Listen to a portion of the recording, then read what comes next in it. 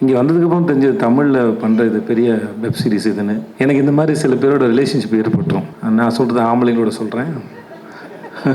எனக்கு பிக் பாஸ்க்குமே அந்த ஆள் அப்படி தான் இழுத்து போட்டாப்புல. நான் ஆஃபீஸில் இருந்தேன், உங்கள்கிட்ட பேசணும்னு சொல்லி வந்து சோஃபாவில் சாஞ்சார், என்னையும் பக்கத்தில் சாய சொன்னார். ஏதோ சாயந்தரம் மாலை வேலையில் பாய் ஃப்ரெண்ட் கேர்ள் ஃப்ரெண்ட் பீச்சில் சாய்ச்சி உட்காந்துருக்கா மாதிரி உட்காந்துட்டு, நான் ஒன்று கேட்பேன், நீங்கள் நோ சொல்லக்கூடாதுன்னு.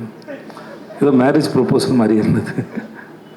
சரி, என்ன கேட்க போகிறாருன்னு நான் யோசிச்சுட்டு இருந்தேன். நான் பிக் பாஸ் நீங்கள் தான் பண்ணணும் அப்படின்னா, நான் என் வாழ்க்கையில் ஓரளவு இந்த இடத்துல இருக்கிறேன் அப்படின்னா, நான் பெருசாக அறிமுகம் இல்லாத நபர்கள் கூட ஏதோ ஒரு காரணத்தில் என் மேலே வச்ச நம்பிக்கையில் தான் நான் முன்னாடி போயிருக்கேன். ஏன்னா எனக்கு என் மேலே வந்து பெருசாக நம்பிக்கை இருந்ததில்லை. ஏன்னா எதேச்சியாக ஒரு நாள் ஆரம்பிச்சது அது. இன்னொரு நண்பர் வினோத் மேனன் ஒரு நண்பர் சொல்லி ஷார்ட் ஃபிலிம் ரெக்கமெண்ட் பண்ணேன். என்னை வந்து நேரில் பார்க்க சொன்னாங்க. நான் வந்து சார் நேரில் கொஞ்சம் சுமாராக தான் இருப்பேன், ஃபோட்டோவில் நல்லா இருப்பேன், என்னை ஃபோட்டோவில் பார்த்துருங்க சார்னு சொல்லி என் ஃபோட்டோ அனுப்பி அப்படி தான் ஆரம்பிச்சது. உங்களுக்கு பாரு மேலே தான் வருத்தம் இருக்கலாம், ஆனால் அந்த வெப் சீரிஸ் பார்த்தீங்கன்னா பாரு உங்களுக்கு ரொம்ப பிடிச்சிரும் கண்டிப்பாக. என்ன பாரு, ஆக்சுவலாக விஜய் சேதுபதி ப்ரொடக்ஷன் தான் பேர். நான் எதுவும் பண்ணல, என் நண்பர்கள் தான் இதை முன்னாடி நின்று எல்லாத்தையும் பார்த்துக்கிட்டாங்க. அதனால் அப்புறம் அவனுங்களுக்கே நான் தேங்க்ஸ் சொல்லணும்னா அப்புறம் வந்து நல்லா இருக்காது.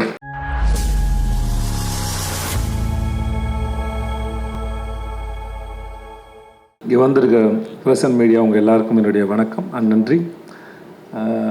சொன்ன மாதிரி காலையில் ரொம்ப டயர்டாக இருப்பீங்கன்னு நினைக்கிறேன். இதெல்லாம் தாண்டி இங்கே வந்ததுக்கு ரொம்ப ரொம்ப நன்றி. இந்த வெப் சீரிஸை போல், இந்த கதையை போல், இது தொடங்கிலேருந்து இப்போ இந்த ஸ்டேஜ் வர வரைக்கும் இதுவுமே இது பின்னாடி நடந்த எடுத்தாலே அது ஒரு பெரிய அது ஒரு 2-3 பார்ட்டு போகும்னு நினைக்கிறேன். அவ்வளோ எபிசோட் சீசன்ஸ்லாம் அதில் இருக்குது. பட் எல்லாத்தையும் தாண்டி இன்றைக்கி இந்த மேடையில் இவ்வளோ பேரோட இந்த போஸ்டரையும் இந்த ட்ரெய்லரையும் டீசரையும் இன்றைக்கி நடக்கிறதுக்கு காரணமாக இருந்த அத்தனை பேருக்கும் நன்றி. Especially Jio Hotstar, Pradeep Milroy, Kutty sir and Bala sir and then everybody. Of course நான் அவங்களுக்கு சப்போர்ட் பண்ணதாக சொல்லலாம். பட் இருந்தாலும் அவங்க என்னை நம்பினது, உள்ளே வந்தது, இங்கே வந்ததுக்கப்புறம் தெரிஞ்சது தமிழில் பண்ணுறது பெரிய வெப் சீரிஸ் இதுன்னு. ஸோ இந்த அனுபவத்தையும் இதுக்கு எனக்கு கூட இருந்த உங்கள் அத்தனை பேருக்கும் ரொம்ப ரொம்ப நன்றி sir. And I love you so much. அது பிக் பாஸாக இருக்கட்டும், இங்கேயா இருக்கட்டும், எனக்கு பிரதீப்புக்கும் எந்த ஒட்டு உறவுமே கிடையாது. பெரிய பழக்கம் இல்லை, பேசிக்கிட்டது ஒன்றும் இல்லை. அதிகபட்சம் பார்ட்டியில் மீட் பண்ணியிருப்பேன் இன்றைக்கி ஒரு 4-5 முறை. அந்தால் பிரதீப் வந்து ஒரு மயக்கி, ஒரு பசப்புக்காரி மாதிரி, ஒரு மாதிரி அந்தால் வெரி அட்ராக்டிவ். எந்த ஒரு ரிலேஷன்ஷிப்பும் இல்லை, பெருசாக க்ளோஸ் கிடையாது, பர்சனலாக பேசினதில்லை. ஆனால் எனக்கு இந்த மாதிரி சில பேரோட ரிலேஷன்ஷிப் ஏற்பட்டுரும். நான் சொல்கிறது ஆம்பளைங்களோட சொல்கிறேன். ஸோ அதனால் அப்படி எனக்கு பிரதீப்புக்கு எனக்கு அப்படி தான் இருந்தது. எனக்கு பிக் பாஸ்க்குமே அந்த ஆள் அப்படி தான் இழுத்து போட்டாப்புல. நான் ஆஃபீஸில் இருந்தேன், உங்கள்கிட்ட பேசணும்னு சொல்லி வந்து சோஃபாவில் சாஞ்சார், என்னையும் பக்கத்தில் சாய சொன்னார். ஏதோ சாயந்தரம் மாலை வேலையில் பாய் ஃப்ரெண்ட் கேர்ள் ஃப்ரெண்ட் பீச்சில் சாய்ச்சி உட்காந்துருக்கா மாதிரி உட்காந்துட்டு, நான் ஒன்று கேட்பேன், நீங்கள் நோ சொல்லக்கூடாதுன்னு. ஏதோ மேரேஜ் ப்ரொப்போசல் மாதிரி இருந்தது.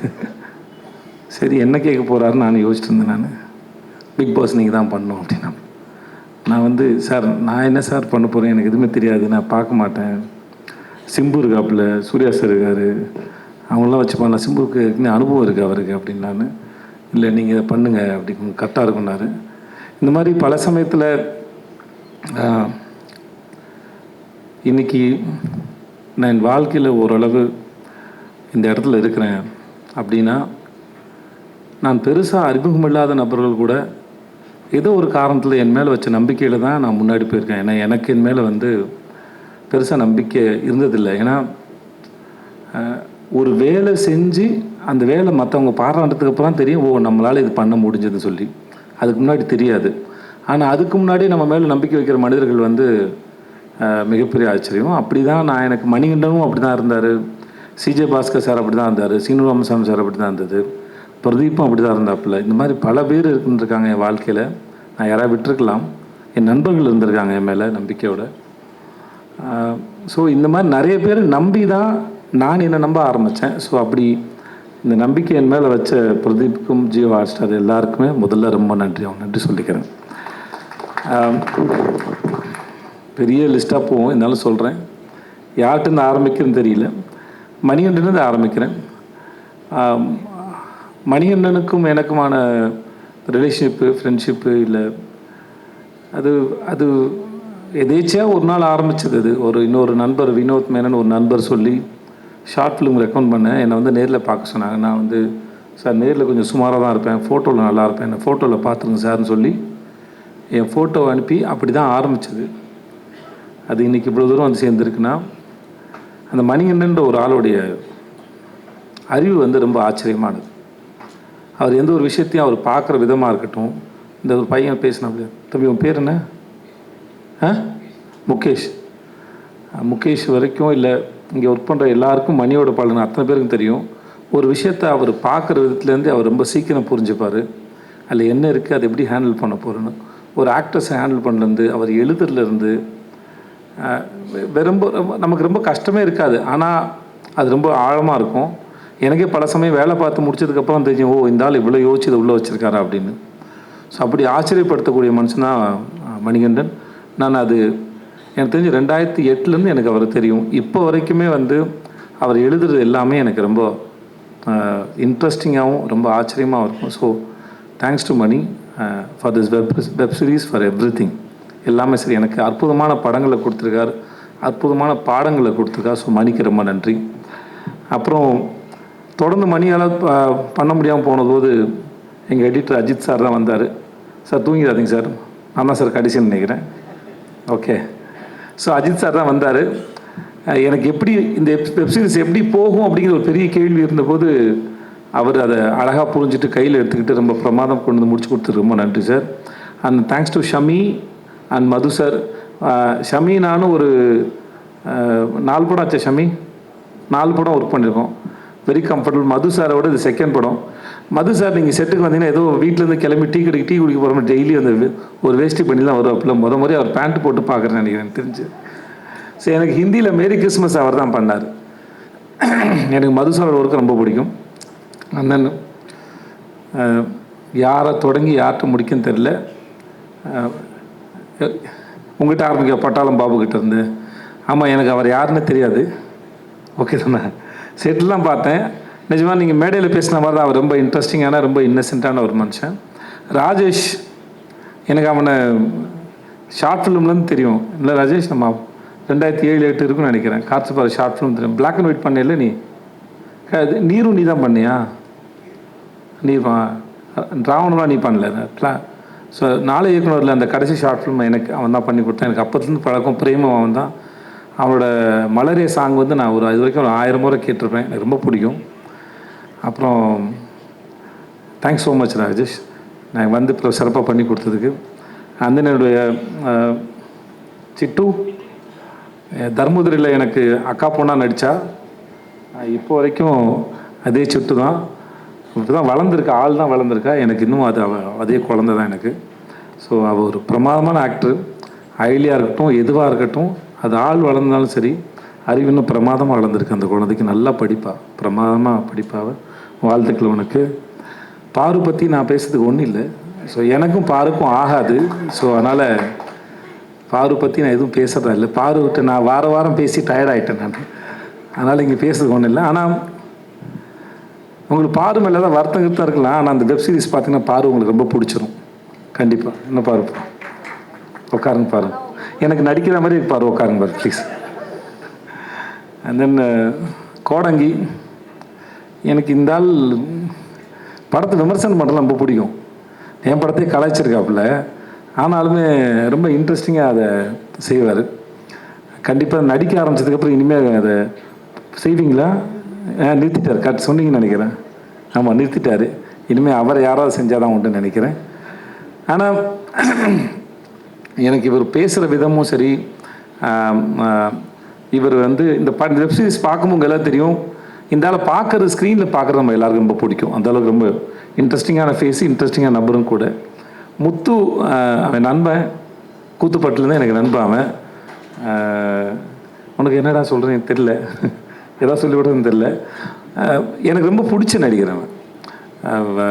இவனை ஃபஸ்ட்டு நான் மணிகண்டன் காட்சிப்பராஜன் அறிமுகப்படுத்தும் போது, சார் ரொம்ப அற்புதமாக நடிகன், நீங்கள் என்ன கேட்டாலும் அது அளவுக்கு அதிகமாகவே கொடுக்கக்கூடிய நபர் தான் சார் அவன். மீன்ஸ் ஓவர் ஆக்டிங் மீன் பண்ணல நான். பட் ஆனால் அது ப்ரிப்பேர் ஆகி அதுக்கு ஒரு இப்போ நான் சொல்கிறதுக்கு ஒன்றும் தேவையில்லை நினைக்கிறேன். இவன் ஒர்க் பண்ண எந்த படமாக இருந்தாலும் சரி, சார்பேட்டையாக இருக்கட்டும், இல்லை என் பையன் படம் நடிச்சிருந்த அதுவாக இருக்கட்டும், எந்த படமாக இருந்தாலும் சரி, அவனோட ஒர்க்கை அவன் ரொம்ப தெளிவாக அழகாக பார்க்கக்கூடிய மிக அற்புதமான நடிகை வந்து முத்து. ஸோ எனக்கு எப்பயும் முத்துக்கிட்ட என்னென்னா, அவன் இதெல்லாம் தாண்டி இன்னும் அவன் நிறைய வெரைட்டியான ரோல்ஸ் பண்ணலாம். ஏன்னா அவன் பண்ணது எல்லாமே அவன் இன்ட்ரெஸ்டிங்காக பண்ணக்கூடிய நபர். இன்னும் பெரிய கேரக்டர்ஸ்லாம் பண்ணணும், நான் அதை எதிர்பார்க்குறேன். நம்மளும் ஒர்க் பண்ண வச்சான், வாழ்த்துக்கலாம். கலை அவன் டிஎஸ்பியில் ஒர்க் பண்ணால் எங்களுக்கு இந்த சமயத்தில் கடைசியாக எங்களுக்கு வழியில் அவசரம் தான். பட் கூப்பிட்டோன்னே வந்து பண்ணதுக்கு தேங்க்ஸ் கலை, நல்லா பண்ணியிருக்கா. இது வந்து அவங்க எல்லாருக்கும் தெரியும்னு நினைக்கிறேன். ரிஷா வந்து இந்த கேரக்டர் வந்து ஒரு ஸ்டேஜில் டான்ஸ் ஆடுறாங்க. மணி நிறைய பேர் ஆடிஷன் பண்ணார்.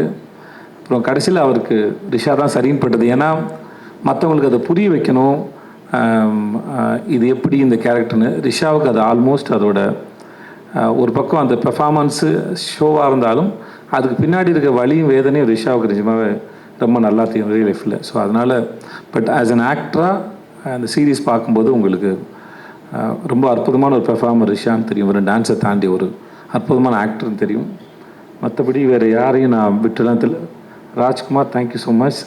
அண்ட் கார்த்தி, உடன்பால் கார்த்தி, எனக்கு நான் தான் இது மணிகண்டனுக்கு அப்புறம் அஜித் சார் பண்ணும்போது நம்ம ஊரை பற்றி நல்லா தெரிஞ்ச சென்சிபிளான ஒருத்தர் ஒர்க் பண்ண ரொம்ப நல்லா இருந்துச்சு. எனக்கு அவருடைய உடன்பால் படம் ரொம்ப பிடிக்கும். ஸோ அதனால் நான் அவர் கேட்டேன், எனக்காக வந்து பண்ணி கொடுங்க தலைவான்னு சொல்லிட்டு. ஸோ எனக்காக வந்து பண்ணதுக்கு ரொம்ப நன்றி. அப்புறம் ஜெமினி மணி, தேங்க்ஸ் ஸோ மச். அப்புறம் சிங்கம்புலி அண்ணன், உங்களுக்கு ரொம்ப நன்றி. பாலாசக்தி சார், உங்களுக்கும் நன்றி. இங்கே வந்தது உங்கள் அனைவருக்கும் நன்றி. 27th வருது, நாளை மறுநாள் வருது. எங்கள் சர்க்கிள் எல்லோரும் பார்த்துட்டாங்க, ப்ரெஸ் நீங்கள் எல்லோரும் பார்த்தீங்கன்னு நினைக்கிறேன்.